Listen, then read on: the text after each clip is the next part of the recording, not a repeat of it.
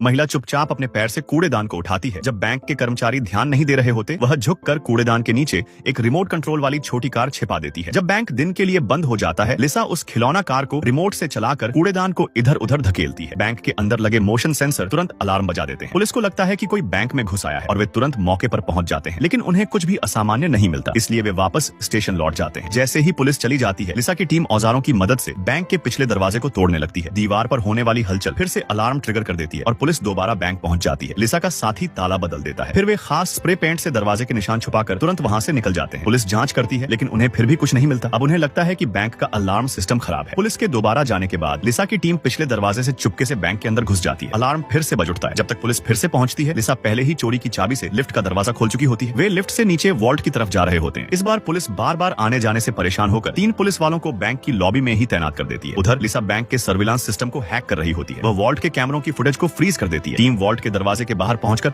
अपना सामान तैयार करती है। लिसा का साथी मशीन से वॉल्ट के दरवाजे को काटना शुरू करता है और कुछ ही सेकंड में उसमें छेद कर देता है। लिसा एक मैकेनिकल आर्म की मदद से डेटा केबल्स को दरवाजे के इंटरफेस से जोड़ती है। हैकिंग के जरिए वह जल्दी ही पासवर्ड क्रैक कर लेती है और वॉल्ट का दरवाजा धीरे धीरे खुल जाता है। अंदर अरबों रुपए की नकदी भरी होती है। टीम जल्दी जल्दी पैसे बैग में भरने लगती है, लेकिन लिसा चुपचाप पास के एक लॉकर को खोलती है और उसमें से एक बंदूक निकालती है, जिसे उसने पहले ही वहां छुपा कर रखा था। माइक 2 बैग लेकर लिसा की तरफ आता है। तभी लिसा एक मैकेनिज्म एक्टिवेट करती है और वॉल्ट के सिक्योरिटी गेट्स अचानक बंद हो जाते हैं। रॉबर्ट और उसकी टीम वॉल्ट के अंदर ही फंस जाते हैं। असल में रॉबर्ट ने लिसा को धमकी दी थी और उसी के दबाव में उसने इस चोरी में उसकी मदद की थी। रॉबर्ट बंदूक निकालकर लड़ने की कोशिश करता है, लेकिन लिसा तुरंत उस पर निशाना साध लेती है। रॉबर्ट की टीम बेबस होकर देखती रह जाती है, जबकि लिसा और माइक वहां से निकल जाते हैं। दोनों बैंक की लॉबी में पहुंचते हैं, जहां 3 पुलिस वाले तैनात होते हैं। लिसा तुरंत एक स्मोक ग्रेनेड फेंकती है, जिससे चारों तरफ धुआं फैल जाता है। इस अफरा तफरी का फायदा उठाकर वे दोनों पैसे लेकर सफलतापूर्वक भाग निकलते हैं।